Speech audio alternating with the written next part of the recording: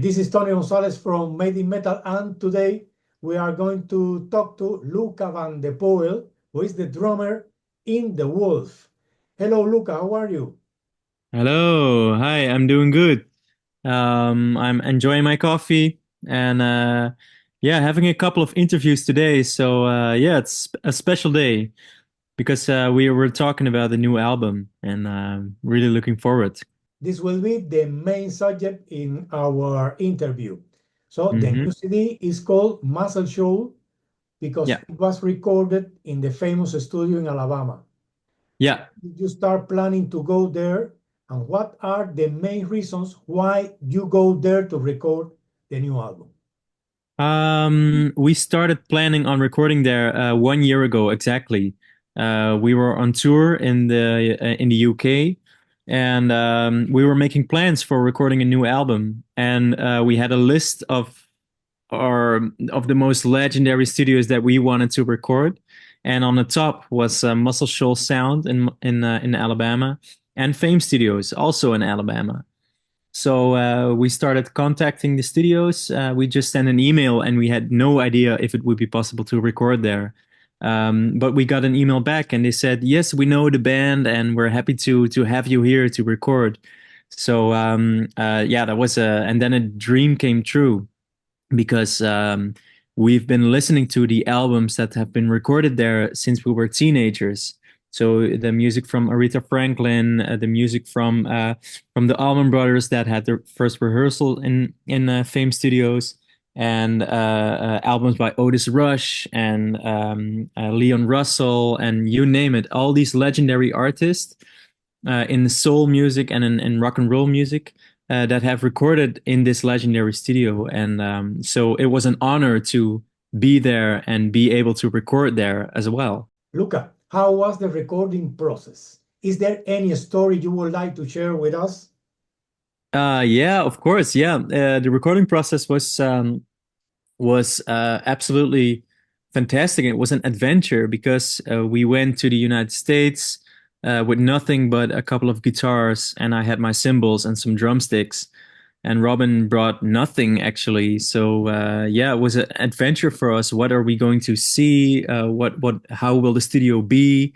But we arrived at the studio at day one and in Fame Studios, and we had goosebumps everywhere because there is such a vibe. You know, the air has.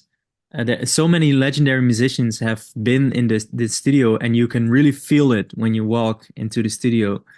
And we started setting up the gear and it's tuning the instruments, and we immediately started playing "I Never Loved the Man" by Aretha Franklin. We started playing some Otis Rush songs because it's just what you have to do when you're in that legendary room.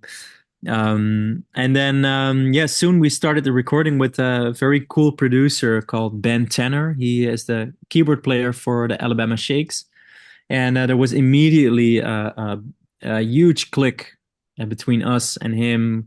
He knew a lot about the studios and the music, and he was such a cool guy, and we had the same humor and the same work ethic. Because at first we thought, oh, maybe we're gonna do days from 10 till 6, maybe, hopefully. But he was like, no, let's work and let's make long days because we only had 13 days. And we work every day from, I think, 10 to maybe 1 o'clock at night. And then we had some dinner at Cracker Barrel or one of this American diners. And so it was this like this every day. And then in the middle, we switched to a different studio, Muscle Shoals Sound, and that's the studio where that was established in the late '60s by the musicians that were playing at Fame in the time. And again, we stepped into the studio, and you could feel the magic. You know, the Rolling Stones were there, Leon Russell was there, Boss Skaggs, all these heroes of ours. Yeah, so and we recorded a bunch of cool songs. So I think it's a pretty cool album. Now that you mentioned Ben Tanner and the 30 days that you have to record in the CD, I would like to ask you, uh, did you go with the songs written and rehearsed? What does Ben Tanner give the band in terms of sound? Well, we had a bunch of songs, I think about 16 or 17 already written. And so we took them with us to the States, and we tried to record as many of them as possible. But there were, of course, you also have to kill your darlings. So we didn't want to record them all. We wanted to record the 12 best. And Ben Tanner was there to. I mean, the songs were already there, and we didn't really over rehearse them. We did rehearse them and we made demos, but we didn't want to be um, over rehearsing it because we wanted some magic to happen in the studio, and you want to be able to say, well, maybe this melody has to go, maybe we have to add something or change the lyrics or stuff like that. And Ben was really helpful in that. He's when sometimes you're making a song and you have no idea if it's good or bad, and you need to have this other person that's outside of the band that says, "No, this is great, but that sucks." So skip the vocal line and do something else or something like that. And he did that for a lot of songs, and we were really on the same line music wise. So it was a cool collaboration. Yes, Yeah. the first time. Sometimes you have producers and they really shape the sound of a band, and sometimes you have producers that are just making sounds and doing nothing in producing terms. But Ben was kind of in the middle of that, so he was really shaping something, and sometimes he was just sitting back and making cool sounds and enjoying the music. In Love was released as a video clip, and I have seen that the video clip is filmed in the studio.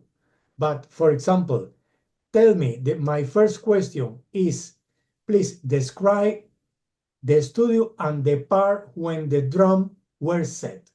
Were set in the middle of the musician on a corner? Tell me, because to me it's Um, interesting. When I saw the video, the yeah, studio, are inside the studio?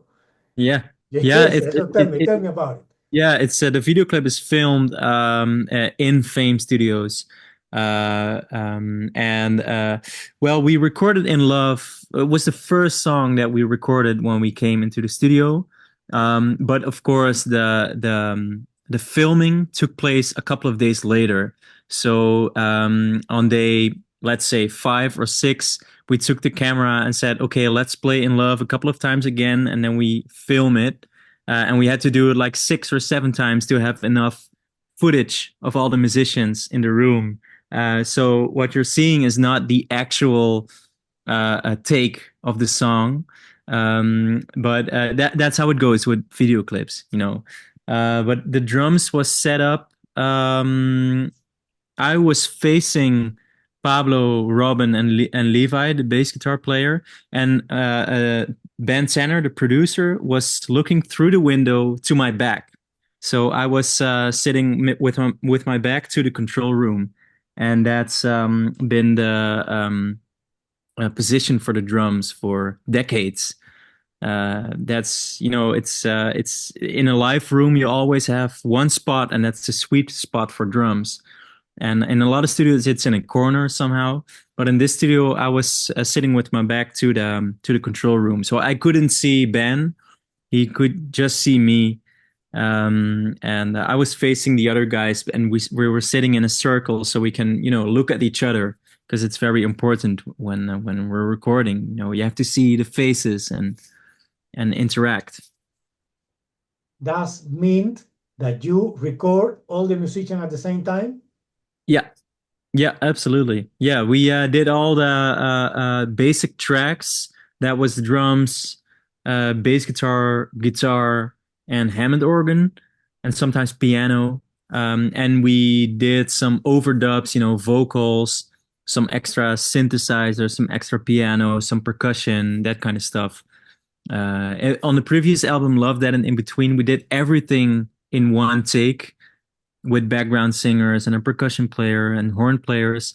But for this recording, we want to strip it down a little bit and play with just the three of us plus a bass guitar player. So then inevitably you have to do some overdubs, but that's not bad. Yes, I saw a picture of Fame Studios from the outside, and Mm-hmm. to me, it seems an uncomfortable place. What happened when you get in the studio? Am I wrong? Yeah, it's funny that you mentioned because inside of the studio, it's like a time machine. You really step back into the 70s, and it hasn't been changed since the late 70s.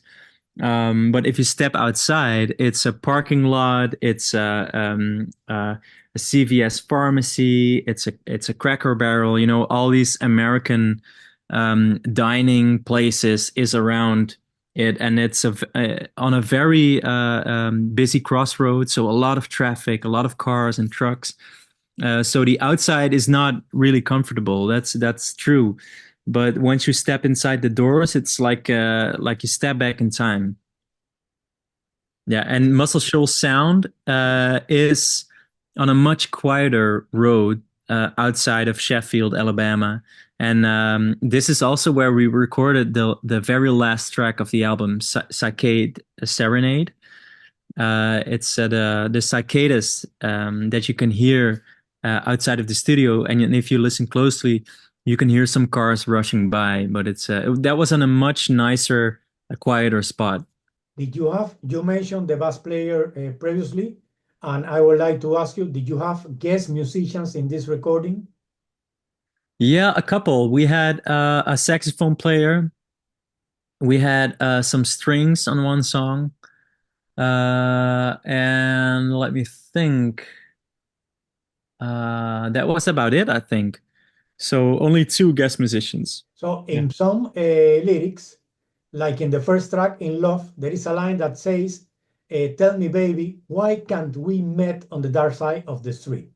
Hmm. It's a reference to Dark End of the Street, written by Yeah, Muscle Shoals composer Dan Penny. But my question is, are there more hidden lines in the rest of the song that reference music that was recorded in Muscle Shoals years ago?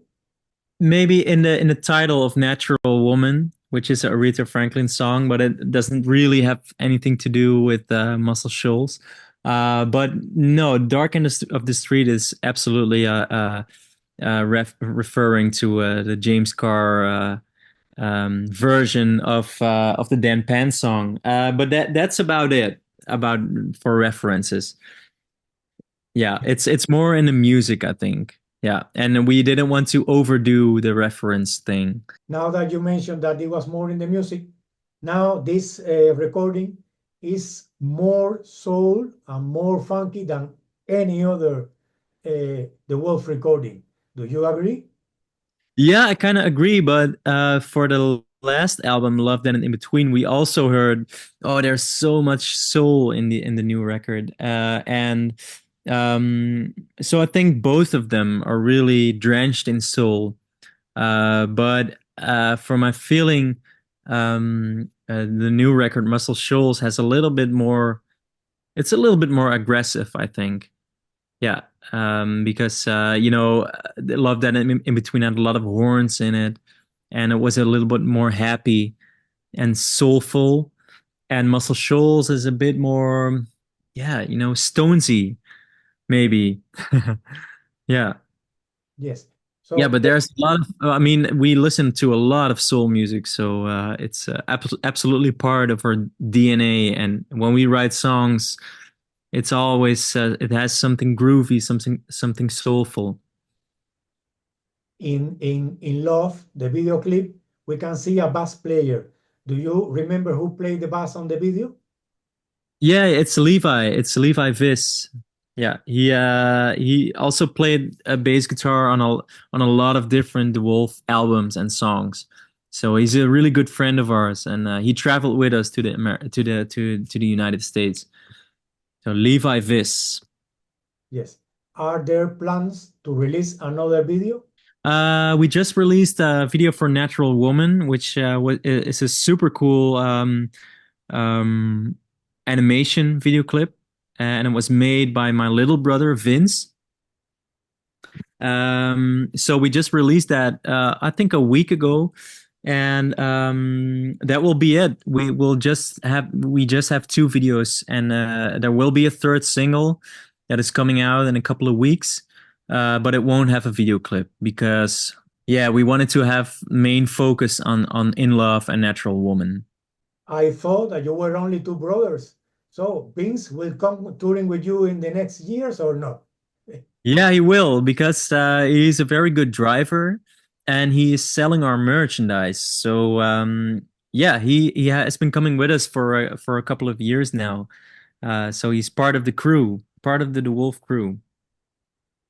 If he comes next year to Spain, please introduce me to him because I would like to meet all the family. Yeah. I will.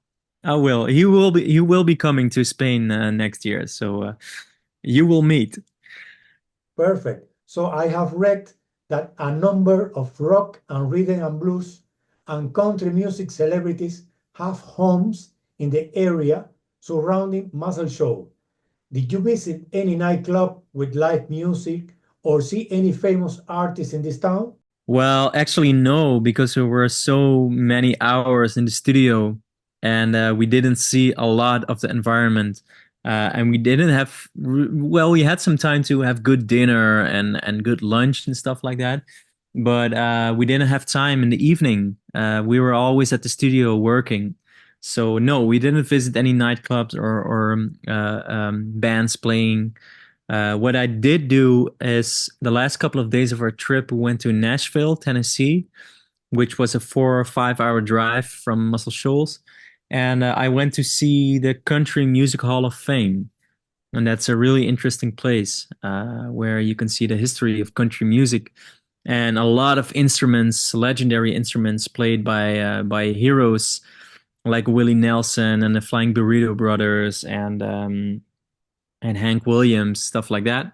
And they also had a lot of really cool nudie suits, you know, the suits that were made in the 50s and 60s with all the embroideries and stuff. And they also had that on display there. So that was, for me, it was a dream to be there. Yes, but I feel sad because I imagine that you enjoy. So you were in Muscle Show, but you didn't enjoy the life in Muscle Show. Yes? Um, Well, we were at the two coolest places you can be in Muscle Shoals, and that's Fame Studio and Muscle Shoals Sound. So yeah, we absolutely enjoyed our time there, but we haven't seen everything, of course. I mean, you can spend years there and still haven't seen anything. So you know, we were just there for 13 days, so maybe we come back and see some more. My real question is, for example, did you rent a hotel room or living in a house? And how is, according to you, living in the town of Muscle Shoals, Alabama? Well, we had a beautiful house rented at Shoals Creek. That was like uh, a small river that springs from the Tennessee River. And we had a beautiful wooden house with a different with view over Shoals Creek and the forest, and it was beautiful. Like every night when we came home from work, we had this amazing view, and we were sitting and drinking some beers there at the water. And there was a big stairs going down to the shore. You can sit at the creek, and yeah, that was a beautiful location, and I really can imagine living there. It was a dream house. Maybe in the future, who knows? Yeah. Who knows? Yeah, it would be cool. Yes. So after finishing the recording, and now that the recording is just to be released, do you think that your recording has the famous Muscle Show sound? Well, yeah, I think so. And that's also the reason why we decided to call it Muscle Shoals, because when we finished recording, we didn't have a title yet for the album. But then when we got all the mixes and we started making a track list, and we started listening to the songs one by one. We were like, yeah, this really captured what we were looking for. And it really has the Muscle Shoals sound. So I think that's why we can call it Muscle Shoals, because there are so many influences in the music, and influences that we've had. Like, we've been listening to this music for 15 years, and it has inspired us, and now it all came together. You know, we had the songs, and we had the studio to make a good sound. And yeah, I think it really has the good sound, the Muscle Shoals sound. Yes, I hope so. You never know what the other people are going to say. you never know. Mhm. Imagine that you write a song and you understand, you speak apples, I understand oranges. Yeah. Yes. Yeah, that happens. That happens. So, but you told me that you arrived to Alabama with your personal belongings and the cymbals. And my Mhm. question is, when you set the drums, did you use any tom or any cowbell or something that you usually don't use in your regular concerts? You know what I did? The first day in Muscle Shoals, we went to the studio of Ben Tanner, because he also has his own studio, and he had the gear. He had the cool drums, he had the cool guitars and the amplifiers, and he said, look around and take anything you want, and we can bring it to Fame or Muscle Shoals Sound. So we did that, and he had a beautiful red sparkle 60s Ludwig kit, which is one of my favorite brands, especially the vintage stuff from the 60s and 70s. But what I did is, I tried to make it sound like my Gretsch round badge at home. So it was a kind of a challenge too, because I'm really attached to how my drums sound back home and on the road. And I really want to capture that on a record. So I tried with different tunings and different drum heads. I tried to recreate a Gretsch Roundbatch sound on a Ludwig drum kit, and I think I kind of succeeded. Um, and I used a lot of percussion instruments like cowbells and tambourines and xylophone we used on the recordings. You know, stuff that we normally don't really use. But it was like we were kids in a candy store. There were so many instruments, and we had to try them all of them. So I'm also playing conga on a new record, and bongos and shakers and things. Yeah. But for my cymbals, I had to bring my own cymbals, because it's really a personal taste and a personal sound. And luckily Ben had the right snare drum that I'm also playing back home, and that's all. That has always some kind of comfortable if you can play on something that you're familiar with. Now that you talk about your snare drum, I would like to ask you, you usually, when you play, you set the snare drum between your legs. So do you Hmm. prefer, I haven't seen it, do you prefer metal or wood snare drums and why? I prefer metal because they sound more punchy, and I really like to tune them very high so they have a really crisp sound. And that's also what they did in the 60s and 70s, because they wanted to be louder than the guitars and louder than the bass guitar. So they tuned the snare right up, and it really has a cracking, crisp sound. And I really like that. And that's easier with a metal snare. You can also do it with a wooden snare, but it will be a bit softer and a bit warmer. So that's more kind of a thing that I would use in a studio situation. But I'm really attached to the superphonic sound, the Ludwig superphonic, which is my the snare drum that I'm using live and in the studio. Yeah, it's an aluminum shell. It's an aluminum snare drum. Do you have any endorsed drums company? No, because I only play in vintage drums, you know, stuff from the 50s and 60s, and I don't want to be don't want to be stuck with some kind of brand. So right now I'm really into Gretsch, but just the vintage stuff. You know, I don't want anything new. The only thing that's new on my drum kit it's my drum seat, and that's it, and the drum heads. Yes, and tell me, because to me it's really important. This what you say. Don't you think that the drum skin change the sound even if the instrument is older from the 60s? Yeah, the drum. One of the most important things is the drum head. I mean, you can take a vintage drum and put a very thick modern head on it, and it will sound modern. And I don't like it. What I like is thin drum heads and let the shells breathe and give them. You want the shells to vibrate, and that only you can only achieve that with a thin drum head. So also my kick drum has two closed drum heads, and so no hole.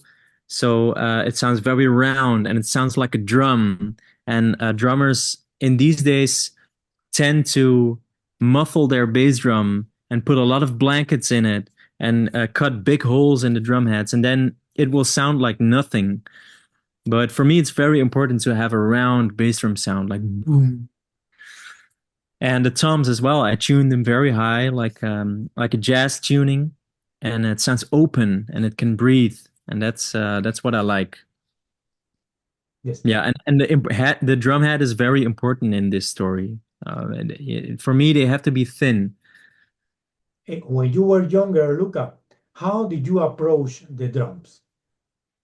I was listening to a lot of drummers like Buddy Rich, Mitch Mitchell, John Bonham, Ginger Baker. That were my heroes. So from a very young age, I listened to all these drummers and I watched videos, and that's what really inspired me. And I had drum lessons as well, but all I wanted to do was to be these legendary drummers. So I was, yeah, really diving into that kind of music and diving into the style of their playing. And that kind of has become my style as well. And I'm really not into modern drummers at all. It's for me, it's all back to the 60s and 70s, and that's what makes me happy. Yeah. Yes. So, Tony, I have another interview planned at 18:30, which was 3 minutes ago. So I think we have to do a last question if that's all right with you. Okay, no problem. My last question is that the next Spanish tour will include Barcelona, Madrid, and Bilbao. What are Yeah. your best memories about the previous Spanish tour? Uh, the best memory is that it's always the food and the people that are really going crazy when we play a show. It always surprises me because in the Netherlands, people are a little bit more self-contained, like this. Mhm. And in Spain, people are always like, yeah. Yeah. So that always really makes me happy. And last time we played in Madrid, we played for 700 people and it was sold out. And that blew my mind because every time when we're coming back to Spain, it's a little bit bigger. And next time it will be a little bit bigger. So yeah, that's always amazing to see that people are coming back to our shows and more people are coming. But the food, the people, the weather, it's really my kind of country. So the weather now in Spain is really bad, but Ah, okay. next year you will be sold out again. I Yeah. assure you. Okay, Lucas, thank you very much for your time. Yeah, thank you, man. Thank you for the questions. Yes, hope to see you in Spain next year. Yeah, I'm going to see you then. And I will introduce you to my little brother. Perfect. Bye bye. Okay. Yeah, bye bye. Ciao. Ciao.